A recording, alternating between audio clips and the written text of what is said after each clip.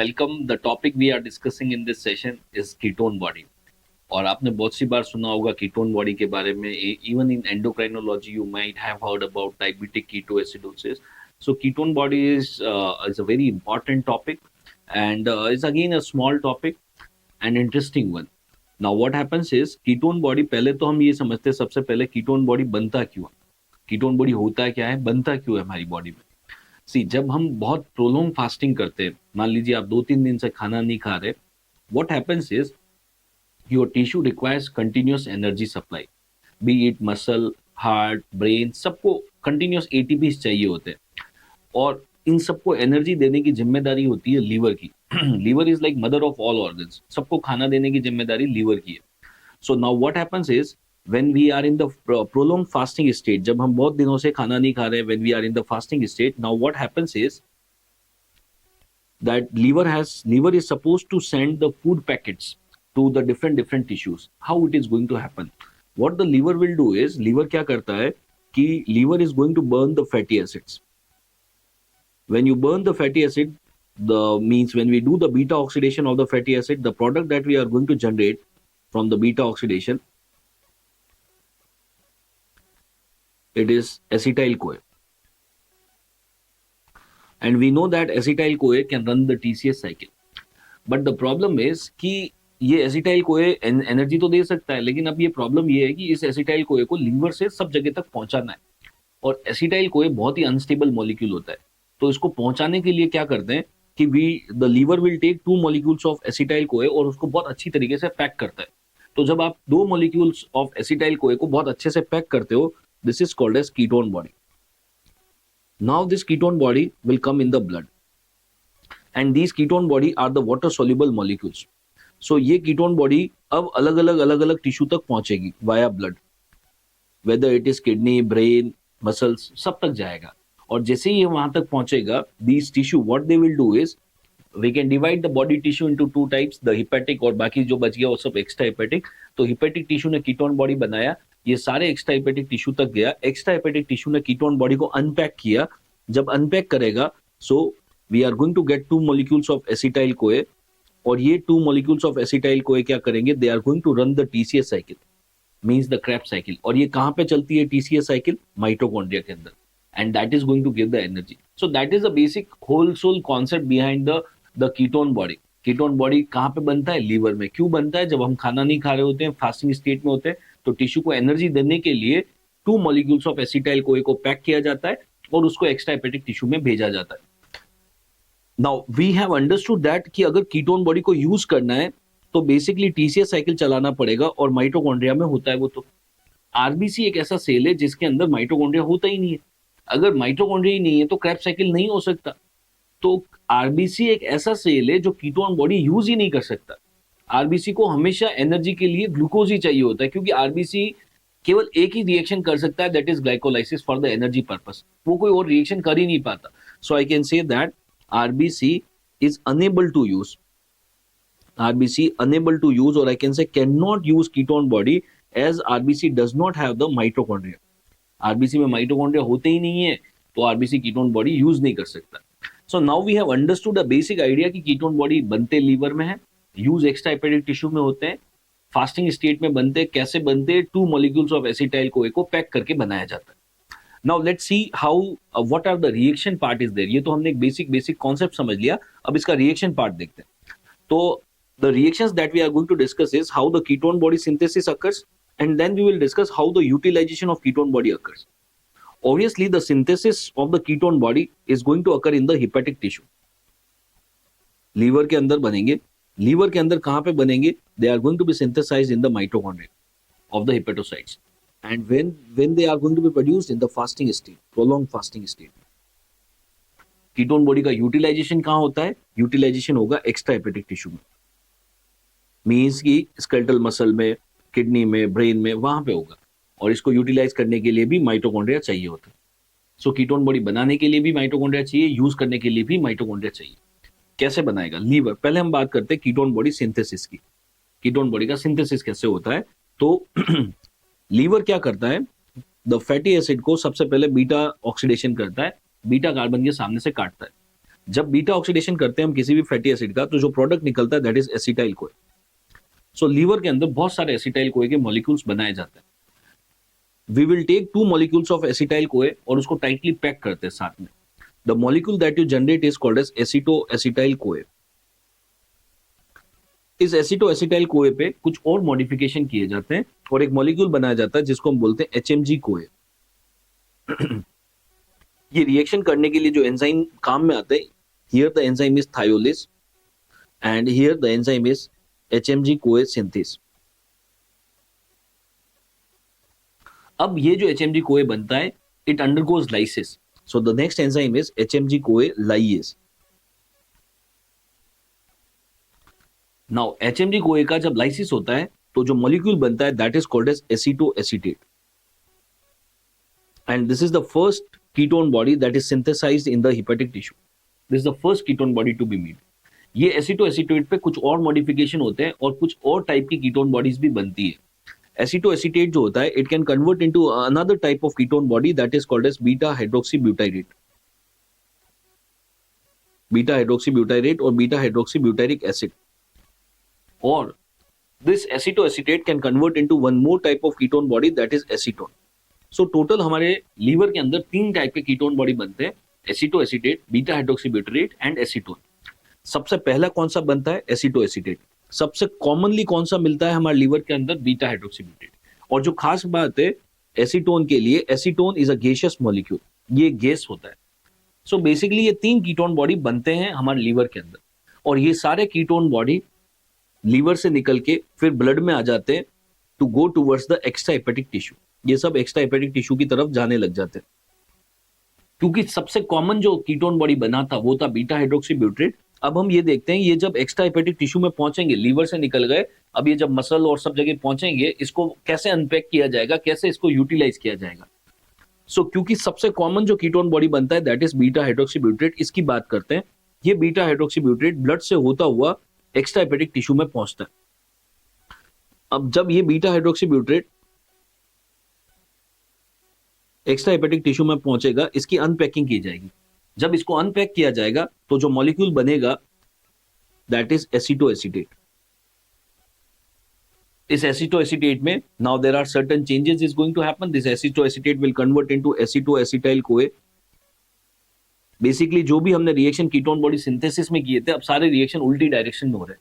हम ketone body को अब अनपैक कर रहे हैं। जब हम अनपैक कर रहे हैं तो बीटा हाइड्रोक्सीब्यूटारेट से एसिटोएसिटेट बनता है, फिर हमारे को एसिटोएसिटाइल कोए बनता है, और अल्टीमेटली हमारे को एसिटाइल कोए के मॉलिक्यूल्स मिलते हैं। And we are going to get 2 molecules of acetyl CoA, and these 2 molecules are going to run the TCS cycle, and that is going to give us the energy. So that is how the ketone body utilization occurs. Here you can see the black color pathway that we are discussing is the ketone body utilization. जो first pathway हमने discuss किया था that is the ketone body synthesis, and this pathway is the ketone body utilization. Now we have talked about the beta hydroxybutyrate कि beta hydroxybutyrate को कैसे हम unpack करते हैं. We have discussed about acetoacetate. acetoacetate को कैसे unpack करते हैं. We have not yet discussed about acetone. इसका क्या होगा? ये जो एसीटोन होता है, क्योंकि ये गैसियस मॉलिक्यूल है, ये जब ब्लड में आता है और ये जब गैसियस मॉलिक्यूल लंग्स में पहुंचता है तो लंग्स में एल्वियोलाई के थ्रू ये डिफ्यूज होके ब्रीथ में बाहर निकल जाता है। तो एसीटोन जो होता है वो ब्रेथ के थ्रू बाहर निकल जाता है। एसीटोन एक्स्ट्रा हेपेटिक टिश्यू तक पहुंच ही नहीं पाता, वो यूज ही नहीं आ पाता, क्योंकि ये गैस होता है। ये जब लंग्स में पहुंचता है ये एसिटोएसिटेट, ये ब्रीथ आउट हो जाता है और बाहर निकल जाता है। इसकी एक बहुत ही पिक्यूलियर स्मेल होती है, it smells like fruit, so it has a Frooti smell. तो अगर किसी के अंदर बहुत कीटोन बॉडी बनते हैं तो उसकी ब्रेथ का जो स्मेल होता है वो फ्रूटी हो जाता है। वो इसलिए हो जाता है क्योंकि उसके ब्रेथ में बहुत सारा एसीटोन निकल रहा होता है। So this is how the ketone body utilization and the synthesis occurs. Synthesis हुआ था लीवर के अंदर और फिर इसको हमने यूटिलाइज कर लिया एक्स्ट्रा हेपेटिक टिश्यू के अंदर। This is all about the concept. अब इसके अंदर इस पूरे पाथवे से क्वेश्चन क्या आते हैं, हमारे लिए इंपॉर्टेंट बात ये, तो एक क्वेश्चन आता है, एक तो what is the rate limiting enzyme for ketone body synthesis? It is the HMG CoA synthase. This is the rate limiting enzyme for the ketone body pathway, HMG CoA synthase. Now what is the clinical correlation? इससे और क्या हम सीख सकते हैं? तो let's understand before going to the clinical investigation how we are going to detect the ketone body. अगर हमारे को कीटोन बॉडी ब्लड में डिटेक्ट करना होता है तो we have several investigation such as Rothera test, nitroprusside test,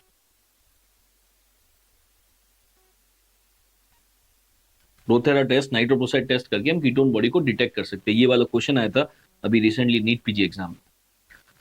now coming to the clinical correlation, let's understand the concept of diabetic ketoacidosis. It's a very important topic and it's highly tested, and it's very much correlated with the ketone body synthesis pathway. See here, what happens is हम एक example ले लेते हैं। For example, let's say there is a fellow, his name is Sandeep, and Sandeep जो है he is a type 1 diabetic। आप endocrine में discuss करेंगे कि जिसको टाइप 1 डायबिटीज होता है, इसके ट्रीटमेंट में हमें इंसुलिन देना पड़ता है, क्योंकि इसके बीटा सेल्स सारे खराब हो चुके होते हैं, इंसुलिन बन नहीं रहा होता है, तो हमें बाहर से देना पड़ता है। संदीप को टाइप 1 डायबिटीज था और वो रोज इंसुलिन लेता था बाहर से। he has to take the exogenous insulin. Now what happened was, one day he got a call from his best friend. His best friend was Rakesh का उसको फोन आता है, and Rakesh has called Sandeep to give very good news that Rakesh was getting married और Rakesh was planning for a destination wedding. तो राकेश ने संदीप को phone किया कि मेरी शादी है एंड सो रिसोर्ट बुक किया है और तेरे को वहां पे आना ही आना है। Sandeep was very excited. The reason is not that कि राकेश की शादी हो रही है इसलिए वो खुश हो रहा है, ऐसा नहीं था। वो इसलिए खुश था कि वहां जाएंगे, खूब खाएंगे पिएंगे, मजे करेंगे। नाउ राकेश संदीप ने उसी फोन कॉल पे ये भी पूछ लिया कि और कौन कौन से फ्रेंड्स आ रहे हैं। सो राकेश ने ये बोला कि क्योंकि ये डेस्टिनेशन वेडिंग है, मैंने बहुत सारे फ्रेंड्स को कॉल नहीं किया है, केवल 2-3 फ्रेंड और है जिनको बोला है आने के लिए। So total of you 4 friends are coming to my marriage. Total 4 friends आने वाले थे। तो जैसे ही फोन रखा, संदीप ने तुरंत एक व्हाट्सएप पे ग्रुप बना दिया, राकेश मैरिज, और ये चारों लोग उसमें ऐड हो गए। अब ये ग्रुप इसलिए बनाया गया था क्योंकि ये चारों शादी में जा रहे हैं वहां पे, तो सबको वो चमकीले कपड़े, चमकीले जूते, ये सब चाहिए थे। तो कौन किससे मांग रहा है वो सब कोऑर्डिनेट करने के लिए ये बनाया गया था। सो सब लोग इधर उधर से कपड़े मांग रहे हैं, कर रहे हैं। And the day has came and they were suppose to travel towards the resort. Now what happens is, वो जो रिसोर्ट था वो सिटी से काफी बाहर था, आउटस्कर्ट्स में था, और वहां पे पहुंचना भी मुश्किल था। इन्होंने जैसे तैसे करके पहले ऑटो रिक्शा लिया, फिर बैलगाड़ी ली, फिर पैदल गए, जैसे तैसे करके ये वो रिसोर्ट तक पहुंचने की कोशिश कर रहे थे। अब मीनवाइल जब ये सब चल रहा था, now what was happening was, let's understand a normal physiological concept. वो लोग जा रहे हैं रिसोर्ट तक, तब तक हम एक फिजियोलॉजिकल कॉन्सेप्ट समझ रहे हैं। नॉर्मली क्या होता है कि जब आप खाना खाते हो और उस खाने के अंदर जो ग्लूकोज होता है, वो ग्लूकोज के मॉलिक्यूल्स यहाँ से एब्जॉर्ब हो जाते हैं इंटेस्टाइन से और ब्लड में पहुंच जाते हैं। और ब्लड से ग्लूकोज जो होता है, it is suppose to enter in the extra hepatic tissue, जैसे कि मसल। तो जो भी हम खाना खाया वो वहां से ग्लूकोज एब्जॉर्ब हुआ और वो ब्लड के थ्रू मसल्स तक पहुंच जाता है और मसल में उसको यूज कर लिया जाएगा। अब मसल के अंदर ग्लूकोज की एंट्री कराने के लिए we have a special gateway. Muscle के अंदर ग्लूकोज ऐसे ही नहीं घुस सकता, उसके लिए स्पेशल चैनल है और उस चैनल का नाम है GLUT4। With the help of GLUT4 only the glucose can enter in the tissue। और ये GLUT4 ऐसे खुला हुआ नहीं होता, इसको ओपन करने के लिए इंसुलिन चाहिए होता है। और हमें पता है कि जो पेनक्रियास के बीटा सेल्स होते हैं वो इंसुलिन सिक्रीट करते हैं। ये इंसुलिन आता है, ये GLUT4 को ओपन करता है, और जैसे GLUT4 ओपन हो जाता है तो ग्लूकोज यहाँ से अंदर चला जाता है। और जैसे ग्लूकोज के मॉलिक्यूल मसल के अंदर पहुंचते हैं, फिर ग्लाइकोलाइसिस होता है, और ग्लाइकोलाइसिस होने के बाद में एनर्जी जनरेट हो जाती है। So this is how you and me getting energy in our muscle। तो जब हम खाना खाते हैं वो ग्लूकोज ब्लड में गया, ब्लड से मसल के अंदर किसने एंट्री करवाई, वो इंसुलिन ने करवाई। इंसुलिन ने GLUT4 को ओपन किया और वहां से इंसुलिन जो ग्लूकोज जो है वो अंदर चला जाता है। इनफैक्ट इंसुलिन जो है ये ग्लाइकोलाइसिस को भी स्टिमुलेट करता है, ग्लाइकोलाइसिस को भी स्टिमुलेट कर देता है। सो इंसुलिन मेक श्योर कि ग्लूकोज जो है ब्लड से मसल के अंदर जाए और फटाफट वहां पे मेटाबोलाइज हो जाए और एनर्जी बन जाए। This is how the normal process occurs.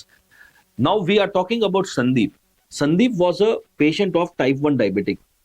और क्योंकि उसको टाइप 1 डायबिटीज था, मतलब कि उसके बीटा सेल्स तो सारे खत्म हो चुके थे, उसके पास बॉडी में बीटा सेल्स थे ही नहीं। इसीलिए उसको ट्रीटमेंट में इंसुलिन लेना होता था। सो रोज वो एक्सोजीनस इंसुलिन के इंजेक्शन लगाता था। बट वो एक मस्त मोला आदमी था, उसको ज्यादा टेंशन नहीं होती थी। कभी लगाया तो लगाया, नहीं लगाया तो कोई बात नहीं, भूल गया तो भूल गया। So he was not much bothered. He was thinking एक दिन मरना तो है, ये क्या इतना परेशान होना। बट फिर भी वो लगाता था, करता था, ध्यान रखता था। नाउ व्हाट हैपेंड वाज, मैं आपको बता रहा था कि वो रिसोर्ट की तरफ ट्रेवल कर रहे थे, संदीप और उसके चारों दोस्त। सो व्हाट हैपेंड वाज कि जब वो रिसोर्ट की तरफ पहुंचने ही वाले थे, तब पता लगा संदीप को कि संदीप अपना इंसुलिन की बोतल लाना तो भूल गया। लेकिन संदीप तो मस्त मोला है, उसको फर्क नहीं पड़ता। तो उसने कहा ठीक है, 3 दिन की तो बात है, 3 दिन बाद जाके एक्स्ट्रा इंसुलिन लगा लेंगे और ठीक हो जाएंगे, क्या फर्क पड़ रहा है, अभी तो खा पी के मजे करते। तो उसने किसी को ये बात बताई नहीं कि वो इंसुलिन लाना भूल गया, क्योंकि अब वो इंसुलिन नहीं लेगा। So I would say that he is a defaulter of the treatment. अब ये डिफॉल्टर हो गया, ये इंसुलिन ले नहीं रहा है। अब ना तो ये इंसुलिन बाहर से ले रहा है और ना ही इसके बीटा सेल बना पा रहे हैं। तो अब धीरे धीरे इसकी बॉडी में what is going to happen is, because he is a defaulter, ना तो उसके बीटा सेल्स इंसुलिन बना रहे हैं और ना वो बाहर से इंसुलिन ले रहा है, दोनों में से कुछ भी नहीं हो पा रहा है। So basically there is going to be insulin deficiency is going to occur. अगर इंसुलिन डेफिशिएंसी होगी तो ये GLUT4 के चैनल्स जो है ये अच्छे से ओपन नहीं होंगे। अब अगर GLUT4 के चैनल्स अच्छे से ओपन नहीं होंगे तो ग्लूकोज जो ब्लड तक पहुंचेगा वो आगे यूज नहीं हो पाएगा। तो संदीप और ये चारों दोस्त शादी में पहुंच गए, वहां पे खूब खाना खा रहे हैं, खूब मजे कर रहे हैं। वो ज्यादातर टाइम वो जो खाने वाला जो रेस्टोरेंट वाला एरिया है वो वहीं पे मिलते थे ये चारों लोग। ये खाना खाते नहीं थे, ये खाना भरते थे और यहाँ तक ईसोफेगस तक भर लेते थे, जैसे कि ये इस दुनिया की इनकी लास्ट मील होने वाली है। और क्योंकि ये इतना खाना खा रहे थे और बहुत सारा ग्लूकोज इनके ब्लड तक पहुंच रहा था, बाकी के 3 दोस्तों को तो प्रॉब्लम नहीं थी, उनका ग्लूकोज जो है ब्लड से टिश्यू में जा रहा था, क्योंकि उनके अंदर इंसुलिन था, संदीप के अंदर इंसुलिन नहीं था, तो ये आगे नहीं जा रहा था। अब क्योंकि इसके ब्लड का ग्लूकोज बढ़ रहा होता है, तो ये ग्लूकोज थोड़ा बहुत किडनी में फिल्टर होकर यूरिन के थ्रू भी बाहर आने लग जाता है। सो ग्लूकोज जो था वो यूरिन के थ्रू भी बाहर आता है। और जहां पे भी जहां पे भी ग्लूकोज होता है वो पानी को भी खींचता है। तो क्योंकि ग्लूकोज बाहर जा रहा था, ग्लूकोज के साथ साथ में there was water loss is also happening, क्योंकि ग्लूकोज बाहर जाने से यूरिन जो था वो गाढ़ा हो जाता है और गाढ़ी चीजें पानी को अपनी तरफ खींच लेती है। So that was the things that was happening. लेकिन संदीप को ये पता नहीं है, संदीप तो अपनी लाइफ में मस्त एंजॉय कर रहा है, वाटर लॉस हो रहा है, उसको क्या फर्क पड़ रहा है, उसको पता भी नहीं है, he is enjoying. Now what is happening is, एक दिन हो गया, दूसरा दिन चल रहा था। अब धीरे धीरे क्या हुआ, क्योंकि इंसुलिन के लेवल बिल्कुल कम होते जा रहे थे, पर्टिकुलरली एक्स्ट्राहेपेटिक टिश्यू के अंदर ग्लूकोज मींस की एनर्जी की कमी होने लगी, क्योंकि ग्लूकोज वहां तक पहुंच नहीं रहा था। अगर ग्लूकोज टिश्यू के अंदर नहीं पहुंचेगा, कम पहुंचेगा, तो ग्लाइकोलाइसिस नहीं होगा और धीरे धीरे एनर्जी की कमी हो जाएगी। So the muscles were not having the energy. अब अगर टिश्यू के अंदर एनर्जी नहीं है, एटीपीज नहीं है, तो एटीपी पहुंचाने की जिम्मेदारी किसकी होती है, एटीपी पहुंचाने की जिम्मेदारी होती है लीवर की। तो the muscles will request to the liver कि हमारे पास कुछ भी एनर्जी नहीं है, आप प्लीज कुछ एनर्जी भेजो। लीवर ने कहा कोई बात नहीं, अभी भेज देते हैं। Liver will take the fatty acids and will do the beta oxidation. Liver fatty acid का बीटा ऑक्सीडेशन करेगा। जब हम बीटा ऑक्सीडेशन करते हैं तो बीटा ऑक्सीडेशन का जो प्रोडक्ट होता है दैट इज एसिटाइल कोए, मतलब कि जब आप फैट को कट करते हो तो एसिटाइल कोए बनते हैं। Liver will take 2 molecules of acetyl CoA and will tightly pack them together. जब आप 2 मॉलिक्यूल्स ऑफ एसिटाइल कोए को टाइटली पैक करते हो, this particular molecule is referred as ketone body. मैंने आपको बहुत सारे कीटोन बॉडी के एग्जांपल बताए और मैंने ये भी बताया था कि मोस्ट कॉमन कीटोन बॉडी जो हमारे लीवर के अंदर बनता है that is beta hydroxy butyrate, which is also called as beta hydroxybutyric acid. There is one more ketone body that is formed, that is acetone, which is basically is a gaseous molecule. So these various ketone bodies were made और ये सारे ketone body अब blood के through होते हुए, these various ketone bodies blood के through होते हुए ultimately extrahepatic tissue तक पहुंच रहे थे जहां पे भी एनर्जी की रिक्वायरमेंट थी। और एक्स्ट्राहेपेटिक टिश्यू में जैसे ही ये कीटोन बॉडी पहुंचते हैं, एक्स्ट्राहेपेटिक टिश्यू का मतलब हो गया मसल, जैसे ही कीटोन बॉडी मसल तक पहुंचेंगे, मसल उस फटाफट कीटोन बॉडी को अनपैक करेगा, वो तो भूखा बैठा है, फटाफट मेरे को एनर्जी दो, कीटोन बॉडी को अनपैक करेगा। जैसे ही अनपैक करेगा कीटोन बॉडी को, the extrahepatic tissue is going to unpack the ketone body, और जैसे ही अनपैक करेंगे they are going to get 2 molecules of acetyl CoA and that 2 molecules of acetyl CoA is going to run the TCS cycle and that is going to generate the energy. So that is how the ketone body works. तो अब देख के तो ऐसा लग रहा है कि यार ये कीटोन बॉडी तो बहुत ही सही मॉलिक्यूल है, मतलब कि बॉडी को एनर्जी की रिक्वायरमेंट थी और ये कीटोन बॉडी जा जाके सब जगह एनर्जी दे रहा है. It's like a energy packet. It's a so good molecule. So now what is going to happen is Sandeep is not taking insulin, और उसके मसल्स के अंदर एनर्जी की कमी थी, लेकिन उस एनर्जी को कमी को दूर कर दिया लीवर ने कीटोन बॉडी बना के. अब ये कीटोन बॉडी जो होंगे ये हर मसल्स में जाते रहेंगे, हर टिश्यू के अंदर जाएंगे और वहां पे एनर्जी प्रोवाइड कराएंगे. संदीप को पता ही नहीं है कि बैकग्राउंड में क्या चल रहा है कि उसके लीवर से इतने सारे कीटोन्स बन रहे. अब शादी का अंतिम दिन आ गया, लास्ट थर्ड डे था. Sandeep was eating like anything, he has not taken the insulin for last 72 hours. And what is happening is बिल्कुल उसकी बॉडी में इंसुलिन खत्म हो गया और लीवर कंटिन्यूअसली कीटोन्स बना रहा है और कीटोन बॉडी के लेवल बढ़ते जा रहे हैं.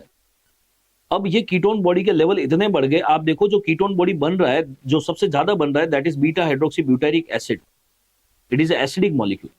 इतना सारा एसिड लीवर ब्लड के अंदर अगर आ जाएगा तो पेशेंट का जो ब्लड का पीएच है वो एसिडिक साइड में चला जाएगा. मतलब कि संदीप को अब मेटाबॉलिक एसिडोसिस हो जाएगा. मेटाबॉलिक एसिडोसिस हो जाएगा. So because the ketone body has acidic nature, so that will turn the pH towards the acidic side. सो अगर आप इस पूरे सिनेरियो को देखो, Sandeep was a patient of diabetes, उसकी बॉडी में कीटोन बॉडी बने और कीटोन बॉडी की वजह से उसको एसिडोसिस हुआ, इसलिए इस डिजीज का नाम रख दिया हमने डायबिटिक कीटो एसिडोसिस. नाउ अब उसको सिम्टम आएंगे. The symptom will come now because now he has developed acidosis. अब एसिडोसिस की वजह से उसको क्या क्या सिम्टम आएंगे, जैसे ही उसको एसिडोसिस होगा, now he is going to have nausea, vomiting, abdominal pain, ये सारे सिम्टम आएंगे. He is going to vomit like anything. He will have 20 episodes of vomiting in next 1 hour. He will have severe abdominal pain. अपना पेट पकड़ के बैठ जाएगा. जब ये सारी चीजें देखी उसके फ्रेंड्स ने, थोड़ी देर तक तो सोच रहे थे कि यार कुछ खाने में आ गया होगा, कुछ उल्टा सुल्टा खा लिया होगा संदीप ने, इसलिए ऐसा हो रहा है.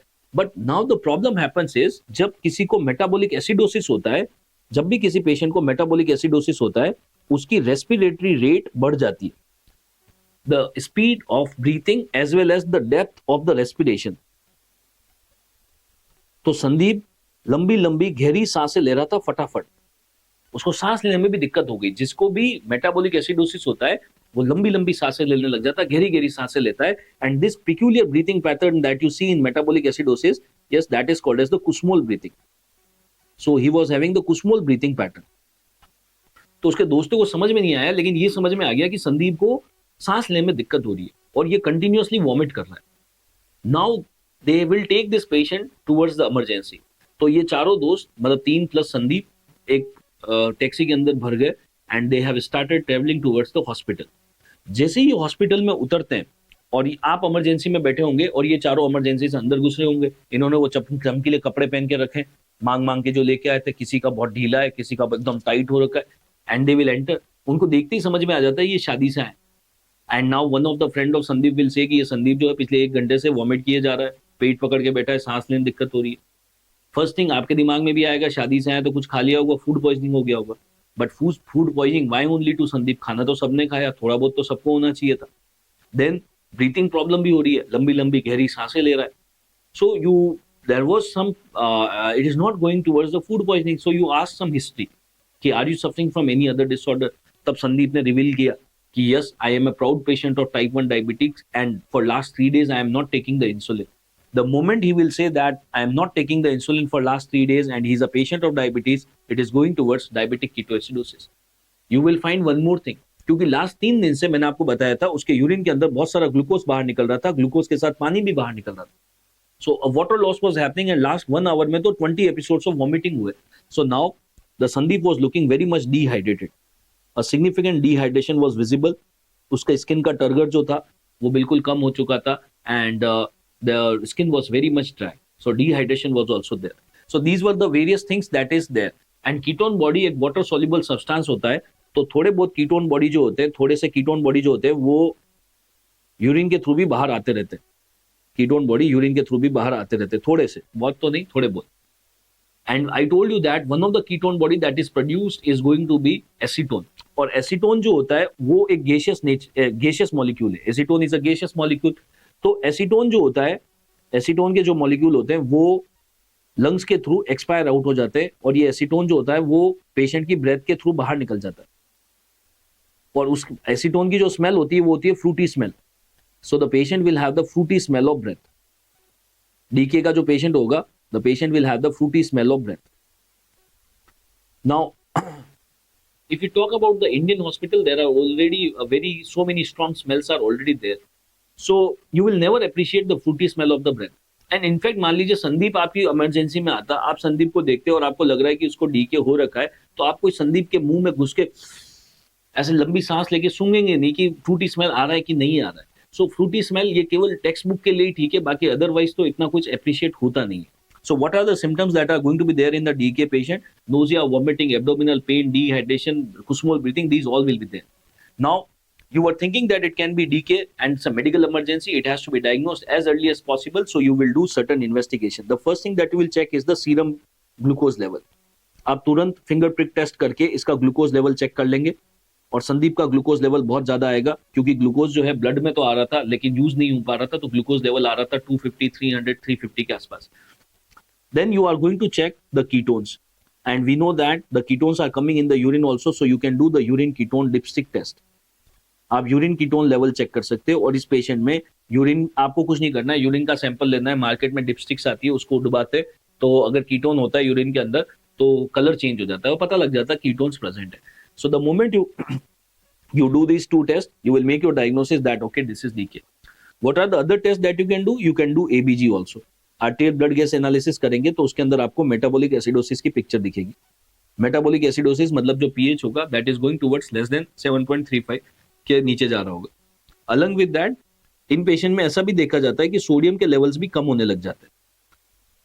Now comes the treatment part, the most important part. What we are going to do first in the treatment of the management of DK patient. सबसे पहले क्या करेंगे वो समझते हैं. सबसे पहली चीज जो हमें करनी होती है, देखो प्रॉब्लम चालू इसलिए हुई थी संदीप इंसुलिन नहीं ले रहा था, बट वो इंसुलिन तो 3 दिन से नहीं ले रहा था ना. प्रॉब्लम तो आज, सिम्टम तो आज है. आज सिम्टम क्यों आए थे? क्योंकि आज उसको मेटाबॉलिक एसिडोसिस डेवलप हो गया था. तो मेरे को सबसे पहले उस मेटाबॉलिक एसिडोसिस को ठीक करना है. मेटाबॉलिक एसिडोसिस मतलब कि उसके ब्लड के अंदर बहुत ज्यादा कीटोन है, उनको मेरे को कम करना है. कैसे कर सकते हैं? What we can do is if we give IV fluid. अगर आईवी फ्लूइड देंगे तो वो जो एसिड है जो ब्लड के अंदर घूम रहा है वो डाइल्यूट हो जाएगा, तो एसिडोसिस थोड़ा सा कम हो जाएगा. सेकेंडली आईवी फ्लूइड देने से कीटोन वॉश आउट भी हो जाता है, यूरिन के थ्रू बाहर भी निकलने लग जाते हैं. प्लस क्योंकि संदीप को डिहाइड्रेशन भी हो रखा था तो वो भी कैटर हो जाएगा. तो जो first and the foremost thing that we have to do is IV fluid. सबसे पहले हम उसको आईवी फ्लूइड चालू करेंगे.